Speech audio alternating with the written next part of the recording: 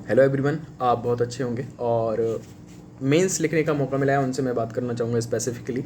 और किसी भी एग्ज़ाम के लिए अगर आप तैयारी करते हो तो एक सिंपल सा मैसेज है मेरे पास आपके लिए।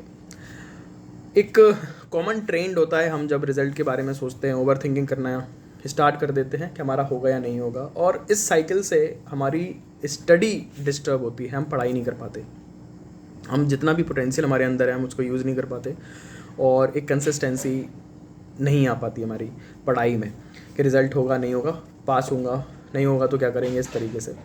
मैं सिंपल से आपसे बात करूँगा। एक बार मैं अभी बुक पढ़ रहा था, एक सिंपल सा, ये बुक है how to stop worrying and start living by Dale Carnegie. तो इस बुक में मुझे एक लाइन बहुत अच्छी लगी, एक मेथड बहुत अच्छा लगा कि आप चिंता कैसे छोड़ सकते हैं, फालतू की ओवर थिंकिंग कैसे ओवरकम करें। तो आपको क्या करना है, रिवर्स साइकोलॉजी का मेथड है वो एक्सेप्ट करना है, वो यूज़ करना है। वो कहती है कि आपको सबसे पहले जो वर्स्ट केस सिनेरियो है उसको एक्सेप्ट कर लेना चाहिए। अगर आप डिस्टर्ब हैं बार बार रिज़ल्ट और आउटकम से, थिंकिंग से, तो सबसे पहले आपको एक्सेप्ट करना है कि हाँ, मान के चलिए सबसे बुरा क्या हो सकता है। मैं यूपीएससी मेंस लिखने जा रहा हूँ, मुझे मेंस लिखने का मौका मिला, सबसे वर्स्ट केस सिनेरियो हो सकता है कि मेरा नहीं होगा इसमें।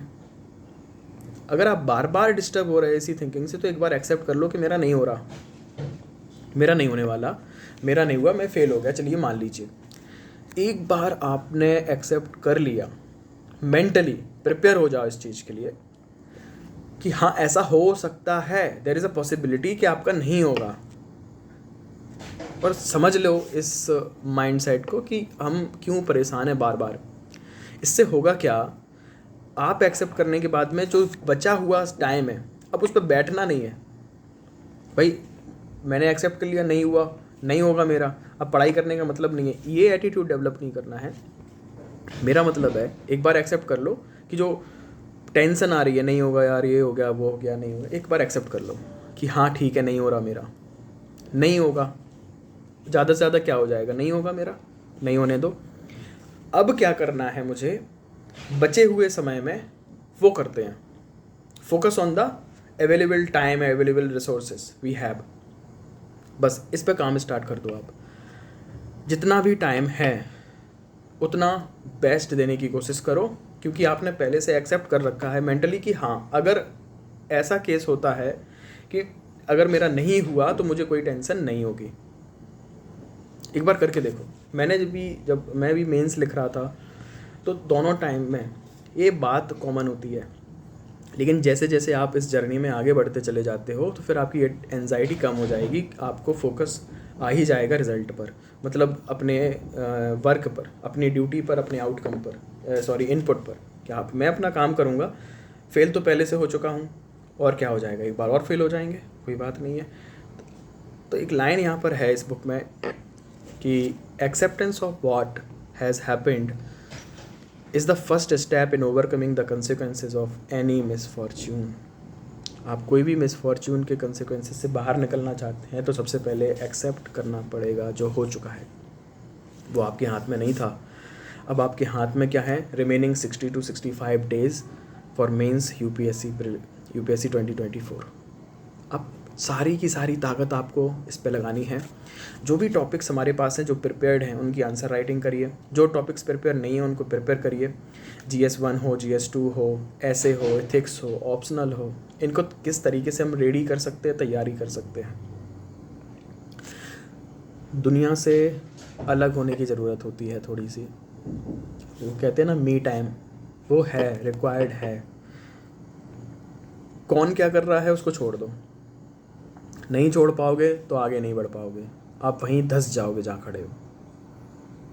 भाई इसने इतना पढ़ लिया, ये जॉब कर रहा है, ये घूमने जा रहा है, ये कर रहा है, ये वो कर रहा है, इस तरीके से काम नहीं चलने वाला। आपको अपने ऊपर फोकस करना पड़ेगा।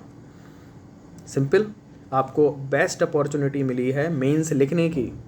जिनका प्री नहीं हुआ है उनके बारे में सोचो, तो आपको लिखने का मौका मिला। अब ये बिल्कुल भी टाइम वेस्ट मत करो कि नहीं होगा तो क्या होगा। एक बार एक्सेप्ट कर लो कि हाँ, एक केस में ऐसा हो सकता है कि मेरा नहीं होगा, ठीक है, बट अब 60 दिन है मेरे पास, 2 महीने हैं मेरे पास, कंप्लीटली कुछ किया जा सकता है ना इसके लिए,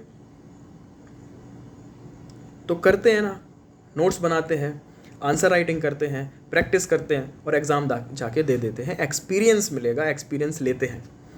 नहीं तो क्या होगा, आज ही हम गिव अप कर देते हैं। इससे क्या हो जाएगा, कुछ भी नहीं होगा।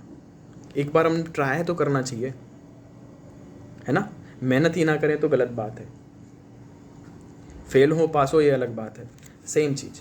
तो आपको भी कोई बड़ी चीज़ नहीं करने के लिए कह रहा हूँ, आपकी मेंटल स्टेबिलिटी के लिए जो कोई भी कोचिंग इंडस्ट्री बात नहीं करती है, कोई टीचर बात नहीं करता है, मैक्सिमम लोग बात नहीं करते हैं। मैं आपसे कहूँगा, मेरा एक्सपीरियंस यही रहा है।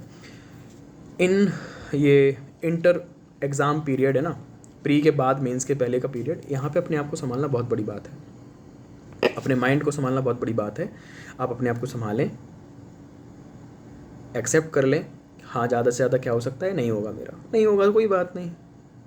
अब मुझे मौका मिला है मेंस लिखने का, तो क्यों ना एक यूनिक अप्रोच के साथ मेंस को अटैक करें। GS1 उसके नोट्स देख लेते हैं, तुरंत के तुरंत जल्दी से जल्दी नोट्स बन जाने चाहिए।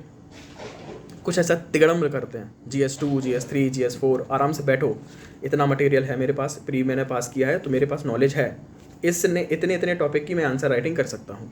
इतने टॉपिक मेरे पास कवर नहीं है, पोस्ट इंडिपेंडेंस, वर्ल्ड हिस्ट्री है, डिज़ास्टर मैनेजमेंट है, सोसाइटी है, सोशल जस्टिस है, वगैरह वगैरह, एथिक्स वगैरह है। एक अच्छी तरीके से प्लान हम करेंगे, है ना। मैं पूरा का पूरा कंट्रीब्यूट करने की कोशिश करूँगा, हेल्प करने की कोशिश करूँगा। मेरा एक्सपीरियंस क्या रहा, ऐसे में किस तरीके से अपने मार्क्स आप इंक्रीज़ कर सकते हो, बढ़ा सकते हो। तो मेरे 2022 में 101 मार्क्स थे और 2023 में मेंस में मेरे 116 मार्क्स हैं। ऑप्शनल में मेरे 204 नंबर थे 2022 में।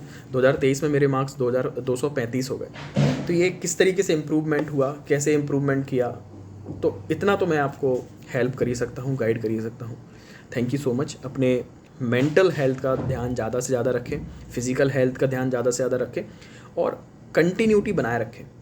डेली सुबह शाम आराम से घूमने जाएं, पढ़ाई करें। एक लंबी मैराथन है, एक दिन 10 घंटे 12 घंटे पढ़ने से कुछ नहीं होने वाला।